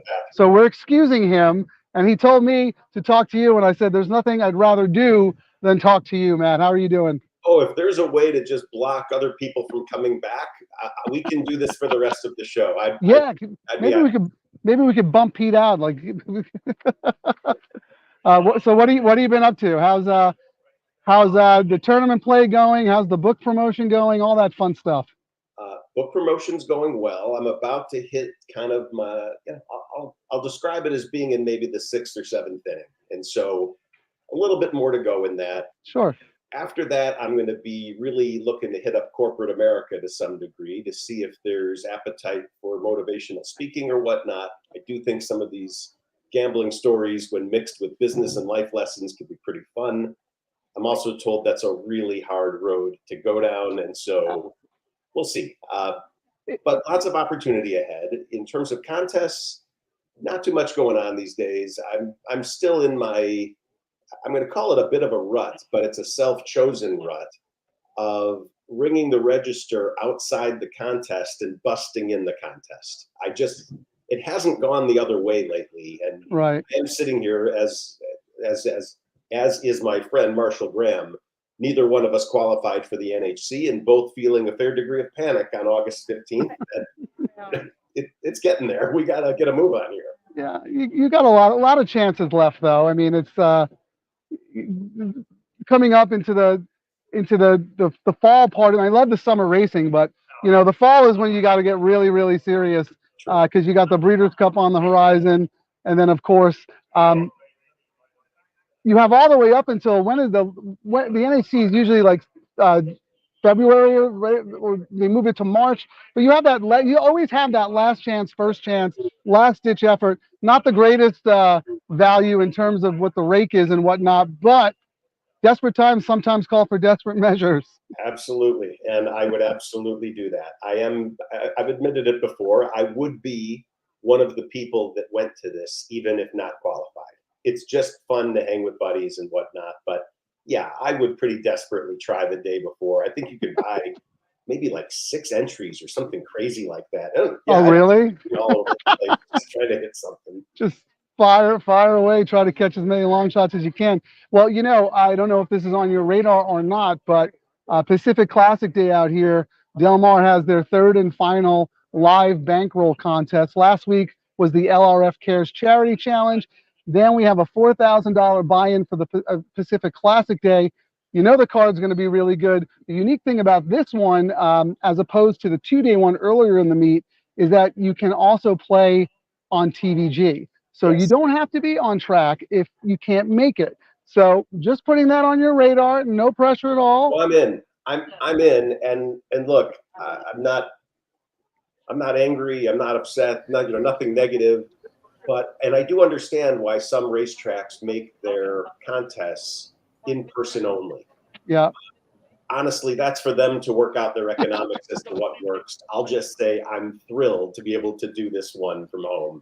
It's one I definitely would have felt left out if able to make it. Okay, so Pete, now that you're back, I've got a story that the two of you are going to love, because you were both involved in this book. And I'm looking in the chat, and I'm seeing a particular person's name that I was hoping would be here. So you remember the story in the book, a crazy day at the NHC, betting daily doubles, all this crazy stuff. Big Bean Christine comes along. Yep. I take all this crazy money. I'm dancing around like a lunatic. I forgot to play Big Bean Christine in the NHC and did not qualify. Well, I don't know what compelled this person to look, but our friend Chris Couples in the chat is actually the person who made the cut by 1. Oh, no. I can't believe that we know the person. That's funny. I said to him, look, just based on the way fortunes have worked out in life, I'm thrilled you got it. It's good for you. But what are the odds that you would actually come out to know the person? That's crazy. That is totally nuts. I love that. So, Pete, before you hopped on, we were talking about the Pacific Classic Betting Challenge that's coming up, the $4,000 buy-in, that you could also play, in addition to on track, you can play at TVG. So, it was, if there's anyone who can't make it out here and wants to play remotely, there is an opportunity to do that, as opposed to the 2-day one earlier in the meet, where you had to be on site. One of the few that is still that is still the case for, with all the online play. Yes. This weekend we have an online only at Woodbine with the King's Plate Challenge, and then we've got the opportunity to play in 2 weeks' time. There's a Saratoga / Del Mar game that is going to be playable through online as well. That Brian Skirka, who does such a great job with all these contests. Going to be a lot of BCBC seats in the line in that one. Matt, will you be looking to participate in either or both of those? Both, for sure. Both great events, a nice mix of prizes. And I was talking with Frank while you were out. I am approaching the level of desperation on qualifying for the NHC that I might be one of these lunatics that actually chooses that over the BCBC if it gets bad enough. So we'll see. There's plenty of time. I was telling them there's plenty of time. And then there's always the last chance, first chance, desperate times call for desperate measures. I hear it. I feel you. I don't think you're going to have a problem ultimately, but I mean, I get it. Like at a certain point, the contest that you can't buy into isn't, that's the one that you'd have to think about, regardless of how you would affix a single, bit of monetary value. I mean, I assume that's a big part of, of what's factoring into your decision-making process there. Totally. It's a great time. As I start the horse racing calendar afresh every year, 2 automatics, and that's the Breeders' Cup and that's the NHC, unless there's a direct conflict with a higher priority, which almost only could be a kid. And my kids would never be mean enough to get married on one of those days or around that time. So you've explained to them. They get it. I wouldn't even have to ask. I mean, they're good people. They care about me. So honestly, those are the 2 big ones. I'd love to go to the Grade 1 Gamble every year. I'd love to hit either the Pacific Classic. I haven't done a great job of hitting the California tracks in non-Breeders' Cup times. I definitely want to go take a trip and do that. But okay, I mean, as you start putting up your list, all of a sudden, 6, 7, 8 trips. I mean, it gets a little much. So a little bit of control doesn't hurt, and it does help that they move the Breeders' Cup around a little bit, so I do get to go around. Yeah, that is a beautiful thing. I know you have fond memories out there at Del Mar. We were talking about the Pacific Classic Betting Challenge. How is the field shaping up, Frank? What have you seen any early projections or anything like that? I haven't, and to be honest, I haven't even looked at the what the projected prize structure is. I'm sure all kinds of seats will be up for grabs. Because this is run through TVG, though, I'm pretty sure they cap it. They cap it at a certain number because TVG has certain weird regulations about making sure there is a guaranteed number of people so that the prize money that's put out is the prize money because the field is capped. So I don't know, maybe it's 150, maybe a little more. I'm not sure, but I'll certainly find out for you after this. Nice. We're looking at a potential field now. Names that I'm seeing. This is interesting. There's a name I didn't expect. I'm seeing Reincarnate, Senor Buscador, Arabian Night, Bright Future, a potential shipper out that way, Parenting, and Adair Manor. That's certainly interesting. Really? Have you heard any scuttlebutt about that possibility of having a filly run against the boys on your coast? I haven't, but I mean, the way she won earlier in the meet against some pretty nice East Coast invaders, why not? I mean, there's really nobody here in the handicapping division I'd be afraid of. I mean, Arabian Night couldn't have run any worse in the tune-up in the San Diego. Right. Now, granted, all right, you could say it was a prep race. The horse, really wasn't meant to win, but I mean, he showed me nothing in that race. So I'd be very wary of betting him back next time. But then again, it's Baffert, Baffert with a good horse. You never know what's going to happen. Me, Pete, you know me so many years, I'm a horrible multitasker. I stick to what I'm doing. And then when the field is drawn for the Pacific Classic, that's when I'm starting to pay attention. So that is a big fault of mine, but I'll be the first to admit it. I don't know if it's a fault. It is what it is. It's just an approach to life. That's true. Some people have that club in their bag, and if you don't, you're much better off I mean, it's just like anything, whether you're talking about business or form study. I mean, this is something, that Matt talks about a little bit in A Better Way of Thinking, that knowing what you're good at and being able to cater a plan that works for you is a path to success, not something to apologize for.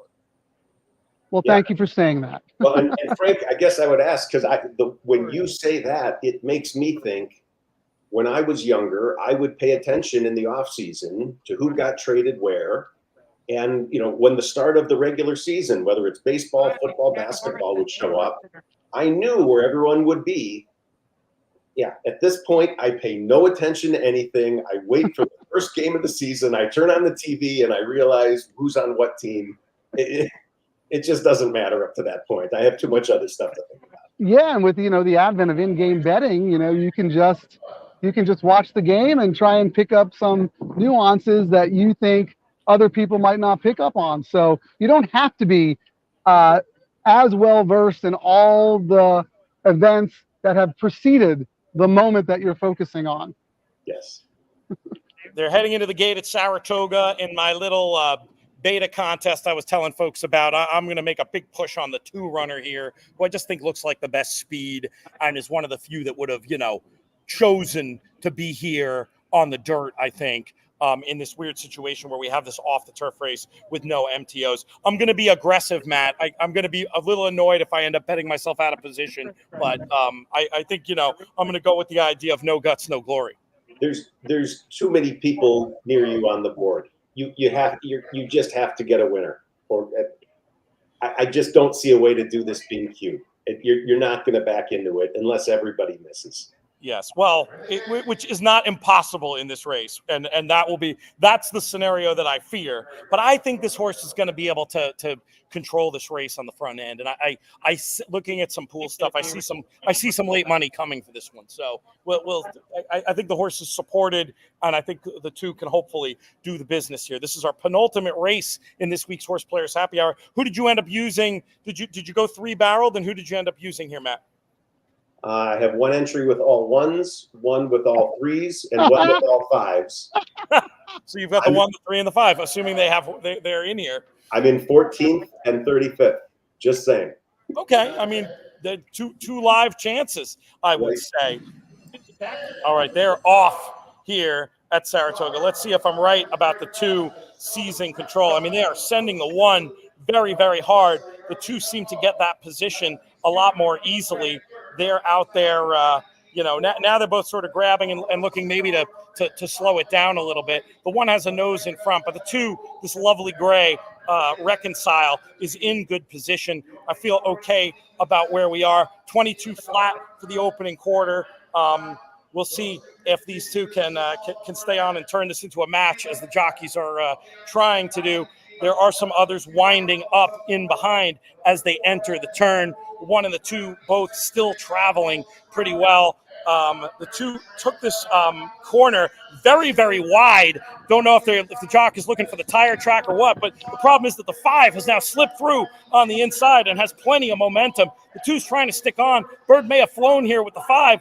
2 switches leads and is making another effort. The 9 coming on the outside to make a race of it late. It's going to be the 9 or the 5, and it looks like the 9 has the momentum, and the 9 will win. It comes 9-5 there in the finale at Saratoga. Presumably no dice for me. I can't imagine there's any scenario that leaves me with the win there. We'll see what people ended up playing. I don't know if you have access to that leaderboard, Matt. All right. Take a look.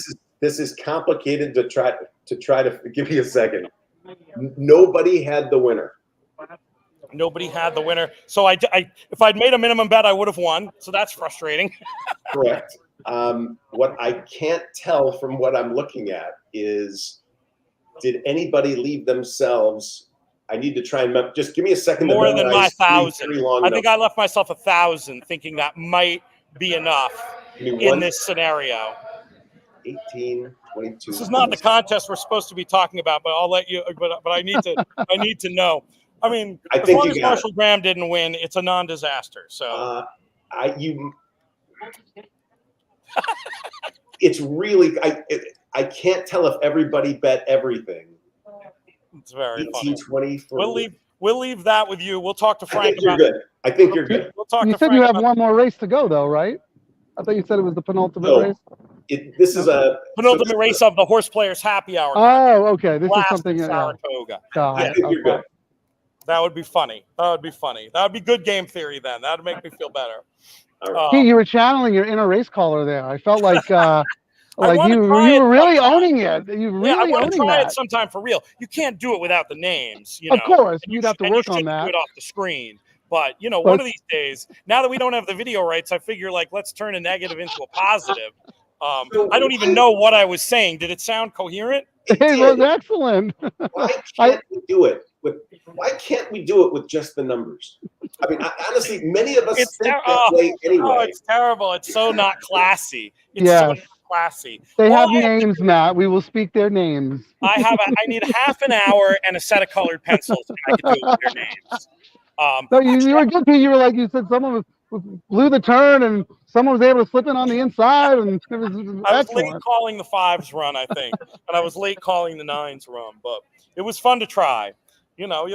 Life gives you lemons, you make lemonade, right? We There can't you show go. video. This is something I've always, secretly kind of wanted to do. Never thought I'd particularly be good at it, but it's just a fun chance. But with Michelle, you coming on and delivering all these great race calls in the history of HorsePlayers Happy Hour, I've got to I've got to try. She can do it all. She can do it all. That Is woman. truly She's amazing. a woman of all She's trades. a dynamo. So here's what I'm gonna. You Go do ahead. run in a pretty privileged and fun friend group when you are easily no better than the 10th best race caller of all your friends. No doubt about. I definitely don't think I cracked the top 10 in people that we Yeah, know. I mean, it's not even close. It's unbelievable. So a lot of good ones out there.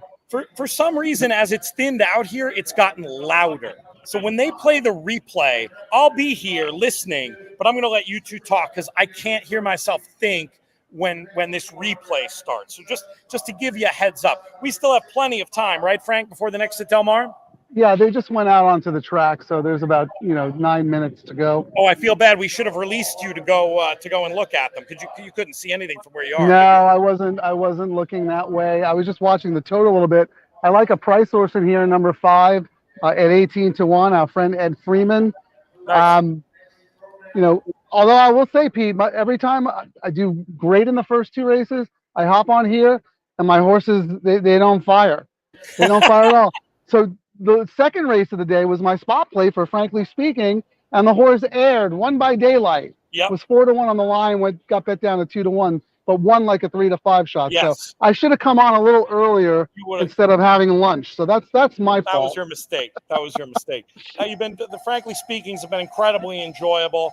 Folks interested in themoneypodcast.com/plus to check that out. Here's the replay. You two chat. I'm here, but I just don't want to subject you. I don't want to subject me to having to shout. So I'll be back when Frank is done. We can listen to Billy Joel. It'll be fun. Cute. Easy money. Yeah, Matt, I feel like we should rehearsing a song or something, like a Simon and Garfunkel, the dynamic duo or whatever. But Pete leaves me here. Nobody behind me in the paddock. The horses are out on the track. Did you look at this race at all? Were you playing Del Mar today, or just for the Horse Player Happy Hour? So I'll just be funny for a second. Please. You think you grow up and you think you move on with stages of life. One kid is grown up, is now going to be a second-year teacher somewhere, moved out of the house. The other one's going to be a senior in college. You think you're done with the first one. Yeah. And then she calls and says, hey, I'm in a new classroom this year, and I need to move all my stuff from one to the next.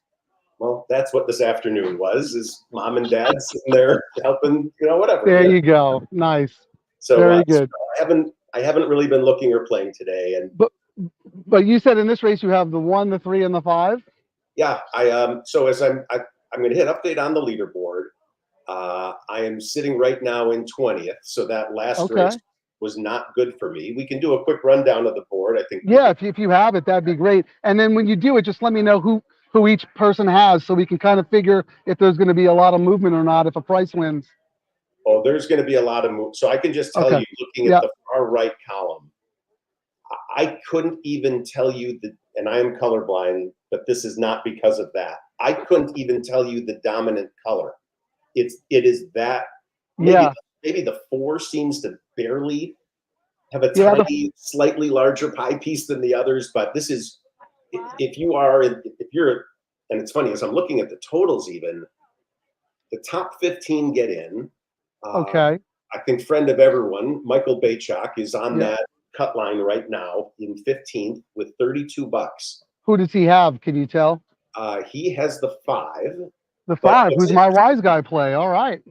But let's look down the leaderboard for a second. And I mean, I can't say this is true for every one of these people, but if you're sitting there with, if he's only got $32 and you're sitting there with 20 or in the low 20s, well, that's over half the field. Right. Opinion still alive entering this last race. again, I don't know prices and whatnot, so what I'm saying may not apply to you. But at the moment, the lead is certainly not safe. The lead is 50 cents. Peter, here's where I start botching names. Peter Dresens, Okay. AJ Benton, okay, he's in second. Friend Nick Sievers in third. Wendy Long in fourth. Greg Kingma fifth. Kevin Stewart sixth. Brad Anderson, never heard of him, seventh. Malcolm Esquire eighth, tied with Peter Dresens, who's also in first. So he's got two up there, yep. Stephen Meyer in 10th. Andrew Uretsky in 11th. Another repeat name, Greg Kingma in 12th. Robert Weir in 13th. Jason Batts in 14th. And Michael Baychuk 15th. And just a whole bunch of people right behind him. Yeah, I'm one of them. And that's the entry with the fives. So yeah, and the board, the 8 is the tepid 2-to-1 choice, but the 4 is also 2-to-1. The 5 is 3-to-1. The 7 is 9-to-1, and everybody else is double digits. So, and I thought this was a very tough race. It's a bunch of unknown commodities in here, and I don't know. Like I said, I had a sneaky feel about the 5. You see those Dixie Downs works, Pete? We talked about this a long time ago. Those are often training races. So this horse may have some race-ready experience already because of those Dixie Down works. So we'll see. I thought that horse was sneaky at now 18-to-1. But again, I come on here and my price horses are just, poof, they disappear. Call me the magician. They disappear at the 8th pole. Can you hear Billy, or is he being noise canceled out? No. I can. No, I can hear him a little bit in the background. Nice. I missed that. And then the walk, good. either the elated walk home or the walk of shame. Yeah, the plant is really emptying out now. You did a great job breaking down what's going on here. Everybody in with a shot. I mean, this is this weird, I love trying to do the whole contest in this window. There's only the 7 or 8 weeks of the year that we can do it when we have the Thursday California racing. So I like to take advantage. I mean, it does lead to some wonky stuff, but that's where the fact that this only costs $20, something we haven't even mentioned, the house cut going to charity. Not sure you realized or not, Matt, that the Robert Weir, whose name you read and pronounced perfectly on the leaderboard, that is the husband of Kim Weir. Speaking of Thoroughbred Aftercare. Terrific. Oh, very cool. Yep. Therapeutic Horses of Saratoga, one of our charity beneficiaries here, along with TAA, the Thoroughbred Aftercare Alliance. We'll have to see who gets who from this field is going to continue on. But everybody playing supports this great cause, and for that we thank you. Make sure you get involved on these Thursdays. We're going to be doing them from now right through the fall. Save the date. I like this window, roughly 5 to 7, 5 to 6:30. That's when these shows are going to be. And we got Kentucky Downs coming up. That's going to be a ton of fun. We'll be doing another one. I'll be doing another one from somewhere in Del Mar, maybe Andrew Brown's kitchen again. We'll see how that plays out. Actually getting an Airbnb this time, so maybe we'll do one with the ocean in the background. We'll see. But yeah, looking forward to seeing you, Frank. I can't believe how the summer's flown by. How have you been doing out there? I know. Don't remind me. I can't believe we're already getting into the tail end of things. But no, I mean everything's great. I get to come here every race day, and the vibe this summer has been terrific. Everyone's here having fun. This is a Thursday, and I usually get to the track early. I had to wait before I could even get in this place. So it's been a fantastic summer. The racing's been safe. The racing's been super competitive. I wish I could tell you that I've been taking advantage of it and crushing it, but it's been one of the toughest meets I've experienced in the last few years. There's price horses coming in, but I'm on the wrong price horse. But turning around, last week I played well in the tournament. I was in good position going into the last race, which is where I had my strongest opinion. And, I didn't have to bust my bankroll. I had $700. I liked a 14-to-1 shot, so I bet enough win money on that horse to get to my target number, which was 5,000. The leader ended up with 3,800. My horse just didn't fire. It's just the way that it goes. But maybe that's a little sign that I'm turning it around.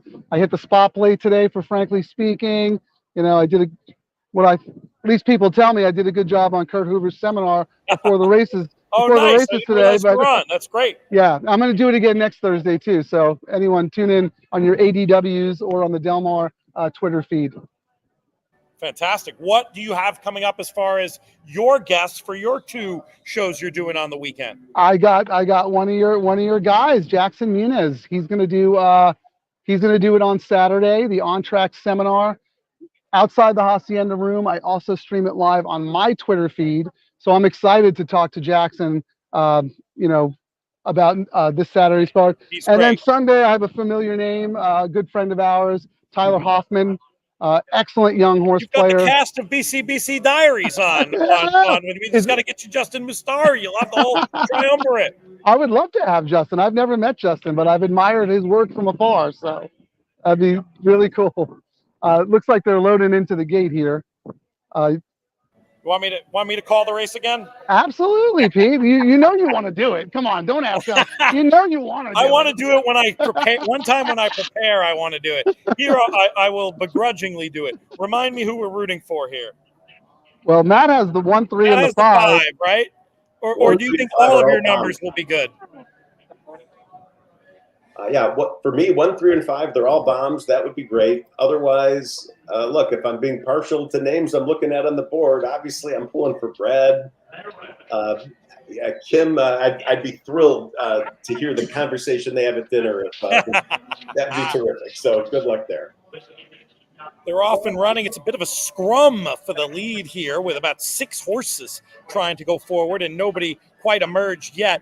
The 8, that outermost drawn speed, probably in the best spot of all if the lack of cover isn't any problem. They're starting to sort themselves out here as they go down the backstretch with one of the big long shots on Matt's ticket, the 5 runner seizing control, but the 7 breathing down the neck, and then the 8 probably getting the best trip of all. That 3-2 favorite, though, is going to have to make that wide move around the turn. Jockey just started to scrub a little bit on the 8. No response yet as the 7 sticks ahead in front of the 5.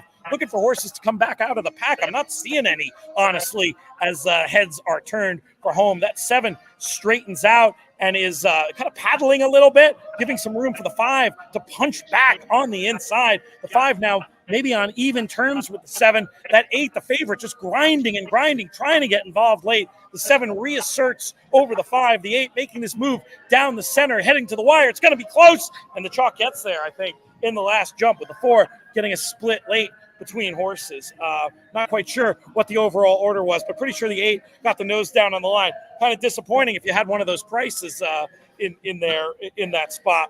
But we'll let the judge settle it for sure. But it was the 8 with the nose on the line, Frank, right? Yeah, it was definitely the 8. The 5 rounds so good, just took all the heat from the 7 the whole time. And like you said, Pete, the favorite just kept grinding and grinding and grinding. Looked beat around the turn, but they just started to back up, and he just kept grinding. It looks like it's going to be 8. I think it's 8-7, 6 or 5, but I think it's 8-7. All right, we'll see. And the 7 was 9-1. I feel bad for Ed Freeman. That horse ran so good, the 5. I know. Yeah, that horse really did run well. I thought was going to punch back and really retake over. Boy, that is close. That is close at the end. It is. Yeah, maybe I'm at a bad angle. I thought the 8 won pretty easily. The angle they just showed was weird. I mean, I called the 8 live, so I mean, yeah. I certainly thought it was clear. I think the 8 won. I think it's second place that I'm not sure we're all on the same. I was wrong. It was 8-4-7-5. So the 4 got the 7 right on the line. 8-4-7-5. The 4 was that one that got the split late that I didn't call until basically after the race. So it was not an easy move to pick up. But the 8 with the 3-2, 3-2, and 7-2. For the win and place horses. For as open as it looked, we get chalk. Frustrating for some, wonderful for others. Looking through, we'll see in a minute. We can wait till it goes official, but I know Matt, taking a quick look through, will probably have some ideas of who that benefited. How does Brad look on that result? He didn't have it, but I'm focusing first on who I think won. Peter Dresden's had the 4. And so he's going to get place money there. The first person who had the 8 was Kevin Stewart, and that person was $5.90 back. Ooh. Horse was 3-2. And That's I gonna- don't think he's going to do it. So I think Oh, because of the place money the Pete gets. Yeah, I see your point. he gets the place money. it's He now might up just to- hold it off. So Peter Dresens did hold on with that place money. Kevin and Andrew Uretsky came in second and third. They were the top two people to have the 8. And then these are the people basically holding on. So then it's for fourth, AJ Benton, Nick Sievers, Malcolm Esquire, Wendy Long gets 7th and 8th, Greg Kingma for 9th. I'm getting worried for Brad. 10th, Stu Cantor, 11, Matt Letexier. I say Letexier. I'm not sure if it's right. If someone knows Matt and is listening, let me know because I don't like butchering that. All right. And it's funny, as I'm scrolling down, there's a good and bad ending here. 12th is David Browning. 13th, Tim Mazanek. Tied for 14th, Brad Anderson and Peter Dresden. So nice job to Peter for collecting both seats there. But it is our good friend Michael Damaville just on the outside by 20 cents. That sucks. 16th. He gets to be Mr. Irrelevant today. Michael's tough. He'll be back. He'll be back. We were talking before about Jackson Muniz, and I didn't get to mention and put in a plug. So Drew had a last-minute thing today. Drew usually helps me with the big Woodbine days and couldn't do it. And Jackson, with about 3 hours' notice, I mean, he'd already looked at the card, I think, but with about 3 hours' notice, came in and did just an absolute bang-up job. That's the lead of the Players podcast that I will post it tonight. I should have done it already, but it's just been a chaotic day. But I'll make sure to get that out there in the world, and folks should definitely listen to that. Also, me and JK tackling the pick 6 at NYRA. That's it, boys. We can get on with our days here. But really appreciate both of you coming on, Matt. Always great to catch up. The book is abetterwayofthinking.com. That's the website as well. Go check it out. We've had a lot of positive responses. Super excited, Matt, to talk to you about some future plans in terms of promotions, etc. But it's been great having you on here for Horse Players Happy Hour. And Frank, amazing job as ever, holding it down for us there at Del Mar. We'll do it again next week, and then hey, maybe even in person for Labor Day weekend. You have a closing weekend, but you guys have one more. But really appreciate you guys and everybody tuning in to Horse Players Happy Hour. Come join us next week on horseplayers.com. Until then, I'm Peter Thomas Fornatal. May you win all your photos.